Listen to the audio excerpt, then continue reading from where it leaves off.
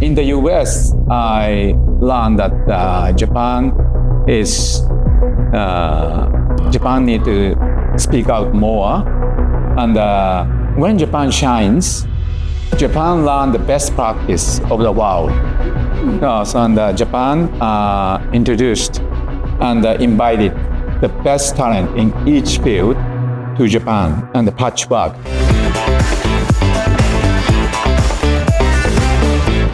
Welcome to another episode of YanaTV. Today our guest is Kotaro Tamura, who is an angel investor to more than 60 companies, a faculty member at 3 top universities, one in Singapore, one in Japan, one in the United States, and author to more than 10 books that sold 1.2 million copies, and an exploratory member of Japan Diet. Japan is one of my absolute favorite countries. Thank you. I'm just wondering, what brought you to Singapore? I was very blessed when I exit from politics. I got a newborn baby. Mm-hmm. I found, what we need to do for her. I was in charge of fiscal and economic policy of Japan. So Japan is a nice country, but the education system and the society is kind of closed and harmony-oriented, and no mistake allowed. So I had a concern, what's the best way to raise this newborn baby? I got the invitation from Lee Kuan Yew School since, slightly before I left politics. But at that time, I couldn't make up my mind to go to Singapore because I visited Singapore several times, but I never lived in Singapore. But I found that Singapore is an interesting option because English, Mandarin, official languages, and so big diversity, and safe and not far from my country. And I have family, mother and father, so they miss the grandkids.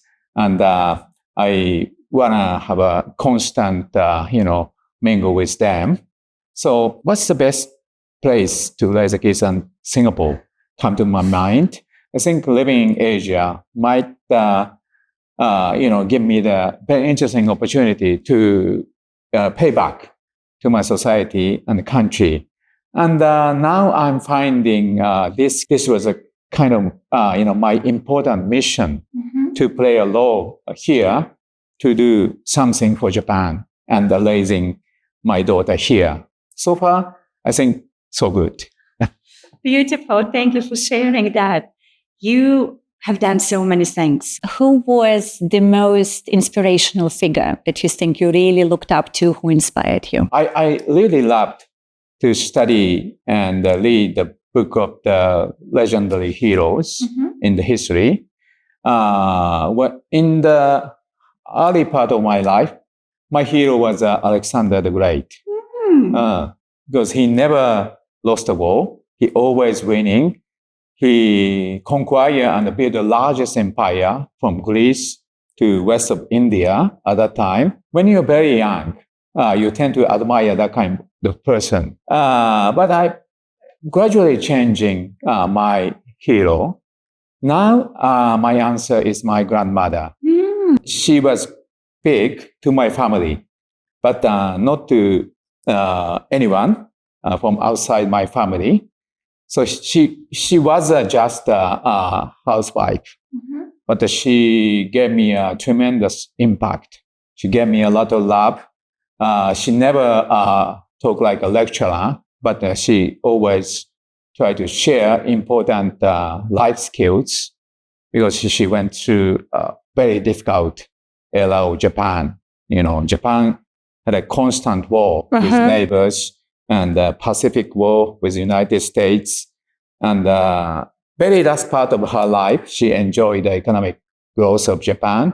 But she was born in the Meiji era to the Showa era. Showa era, Japan had a hard time, economic difficulty, military challenges, and lost the war and lost so many lives.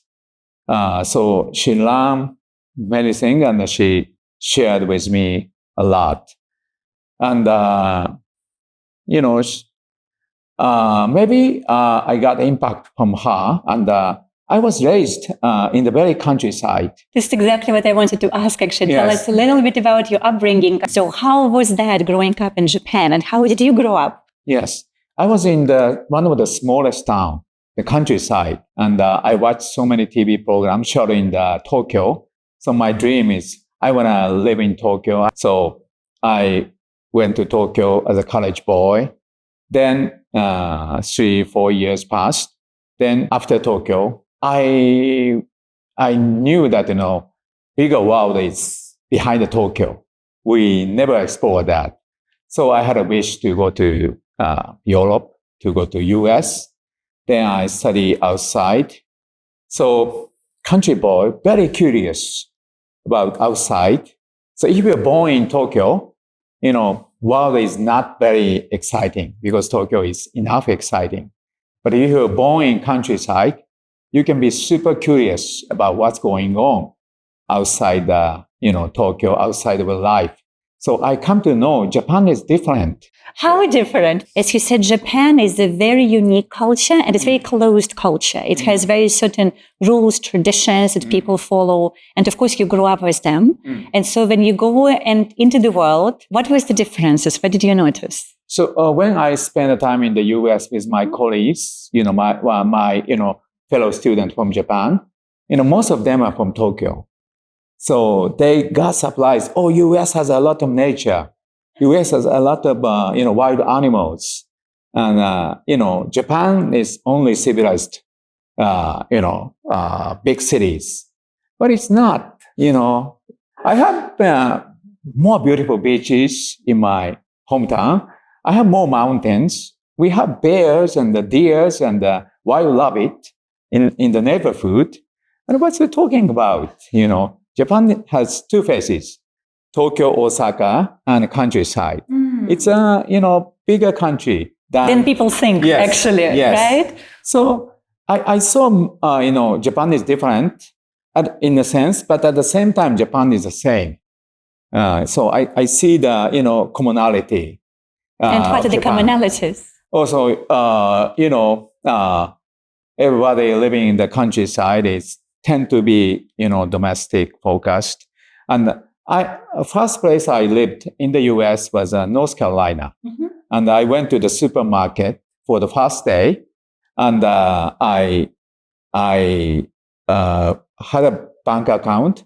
I cut a check and I tried to sign the check and make a payment. The cashier, the old lady asked me to show the ID. So the ID at that time, I didn't have a driver license yet. I showed the passport to her. She said, "What's the passport?" Passport? Yeah, because they don't have it. You're a sailor or something? You're from port? North Carolina doesn't have a port, big port. So what is passport? Driver's license. You don't know passport? I never seen passport. In the US, 80% of the people at that time doesn't have passport. In Japan, it's the same. 80% of the Japanese don't have the passport. Okay, here's the similarity. Yes. We are insular. We are insular. we care only domestic issues. People say Japan is a Galapagos. But in the US, it's a bigger Galapagos. So that's, inside you have diversity. But, if you go to the countryside, maybe West Coast, East Coast, you have diversity. But, middle of the United States is like a middle of Japan. Very interesting. Very interesting. When I think about, United States and Japan, to me, there are countries that are almost opposite to each other in so many ways. And you say that actually there is a lot of similarities. I will rethink that. People. So again, you as Japanese person, right? So let's say you start traveling, you go around the world, your interaction with people, because I know that Japan is very particular how you're supposed to talk to each other. There are a lot of rules that you need to follow. Usually Western world is much more relaxed. So how was your experience? Were there any stories that surprising, unusual, shocking? In Japan, in the classroom, you are not allowed to talk back to the professors. United States, they are wearing a baseball cap and biting chewing gums and put your foot on the feet on the table, and talking back to the professors. And professors are welcoming questions and challenges. And I got a cold call. Oh, Kotaro, you don't have anything, or you're not learning. So it's always professor and students are always challenging each other. But I read the materials, I prepare the class, but I'm not accustomed to talk back to the faculty, professors, and I was silent. Yeah, that was a very interesting, experience. But I get used to it. Did you talk back to the professor yourself in the end, later? In the end, so many mistakes, but mistakes are allowed and Yes. mistakes are appreciated. That was a great learning. But it's a scholarship learning. You are obliged to go back to the workplace. So I chose the first workplace as an investment banker. But was it in the United States, investment bank? No, it's Japanese. Okay, so you went back to Tokyo. After this experience in US, and you went to the investment banking. So I saw that this experience is very unique and very learning. But if I do this in my company, I will be kicked out. So yes, you can't talk back to the boss in Japan. This is not allowed. But interesting. So I went to the two schools with a scholarship. The second school was, international and development economics. So I met a bunch of policymakers from all over the world, and some of them have aspirations to lead a country as a politician.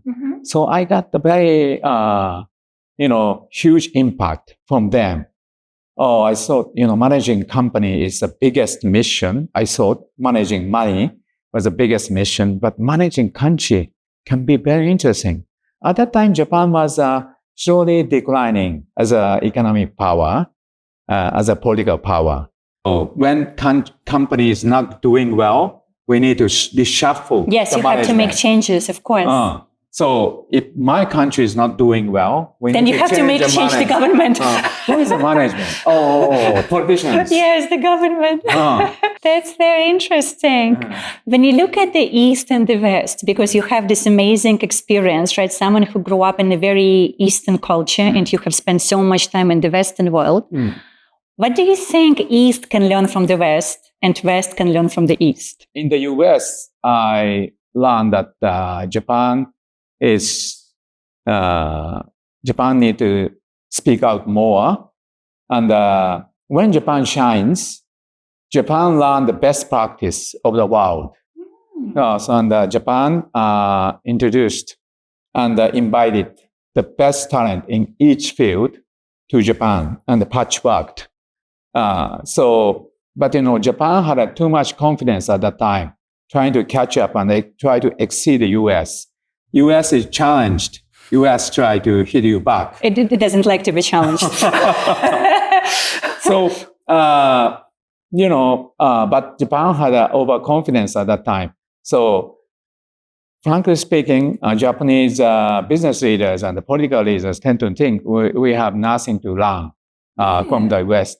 But when I studied, law, business, and the policy making, there's a lot of things we need to learn.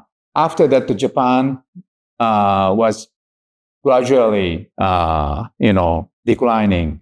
And then it was the beginning of the Japan's so-called lost 2 decades or 3 decades. Yeah. So at that time, I made up my mind, okay, let's go into the politics and reshuffle and change the management. I will manage because, business mindset is needed to lead a country.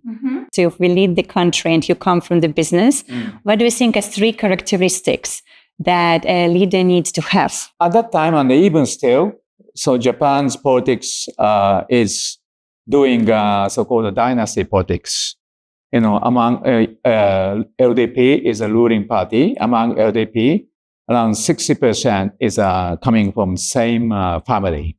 So family dynasty. So they tend to think, in order to lead the country, you just do the same rituals. Mhm. But my understanding is, in order to lead country, you need to go abroad. You need to experience the different lifestyle. You need to study language, and you need to get degree at least. And then you can understand what's going on outside the world. You can bring back the wisdoms. Mhm. So business mindset, I don't find any business mindset in Japanese politics. So Japanese government and the Japanese ruling party just spending a lot of money because Japan has a lot of surplus at that time. So keep spending and never think about making money.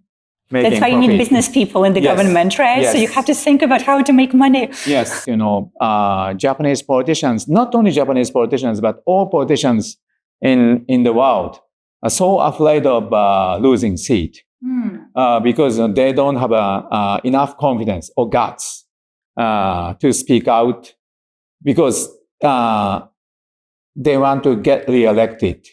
Yeah. Because they don't know they don't have a good market value. The good politician must be a person after political career, you can go on your own. And you have market value, right? And people want to employ you. Honestly, I had a hard time after I left politics.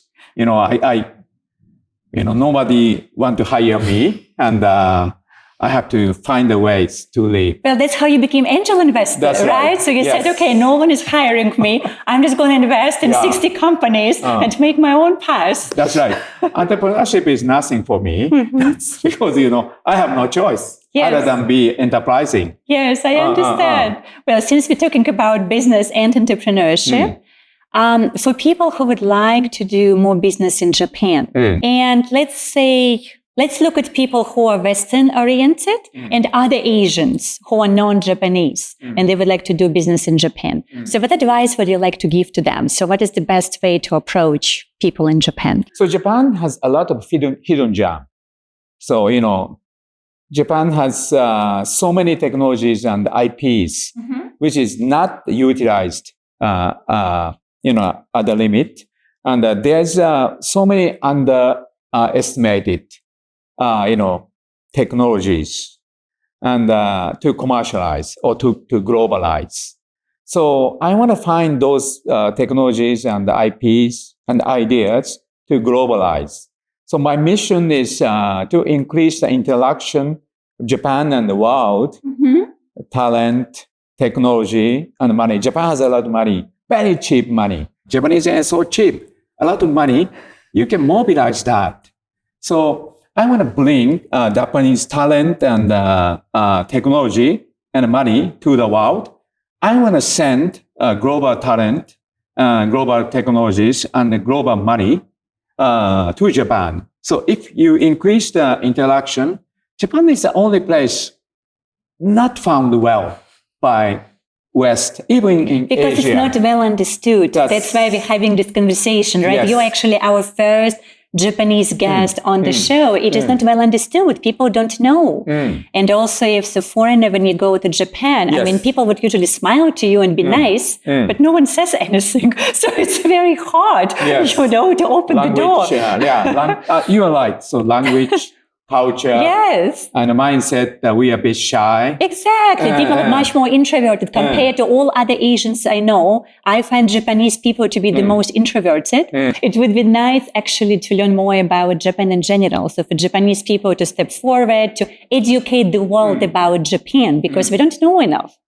The biggest learning I encounter from angel investing is that, the best way to be successful in angel investing is find the ugly duckling. Ugly duckling, hidden gem. So, my teacher of investment is Mr. Peter Thiel, and he keeps saying, you need to find the truth which, most of the people disagree with. So it's an ugly duckling. You can find it and utilize it, and he or she may be the beautiful, Unicorn, yeah, right? unicorn. Yes, yes. So Japan is an ugly duckling. Oh. So people said Japan is, not a rising sun or setting sun. Japan is shrinking. Japan is aging. Some friends said there's nothing new technology is there. Of course, it partially true. But at the same time, if you go deeply and if you can use the translation, there's so many unhidden, hidden gem. I'm from, land of hidden gem and ugly duckling. So I'm finding ugly duckling and raising together with my friends in the world. Because, I can do the door knocking because I'm Japanese and Japanese language. I understand their mindset and I try to cut there. It's not easy, but we have a good team to do the not only financial but scientific due diligence. And if we find that this is the ugly duckling, using Singapore, we are good at the commercializing, globalizing. Beautiful. That. And also you experience, right? Because you spend so much time in the West and you studied, so you understand people around the world. I love that. The final question for today. I know the time just flies so quickly. Your child, right? So the most important person in the world. Right? And if I were to ask you what advice, perhaps, as a father, you would like to give to your child and all other children who would be the same age, what would you say? Oh, like what I mentioned, the greatest learning from my grandmother, she keeps saying, fortune and unfortune is always intertwined. So good time make weak people. Hard time make strong people. So don't think you're lucky when your expected thing happens. That might be the end of your good luck. Don't get depressed when an unexpected bad thing happens. So that's the beginning of your strengths and the luck. So she said, good times make you weak, hard time make you strong. Tamura San, thank you so much. And that was Tamura San with us on YanaTV, a fascinating conversation about Japan and the United States and how it's all interconnected. And we would love to hear from you guys. Do we have any other Japanese people, business people, politicians in our audience? Let us know in the comments. We would love to hear from you and connect. And of course, remember, subscribe to our channel, share this episode with friends. And we appreciate Muse Studio for hosting YanaTV. We love being here. And I'm going to see you next time.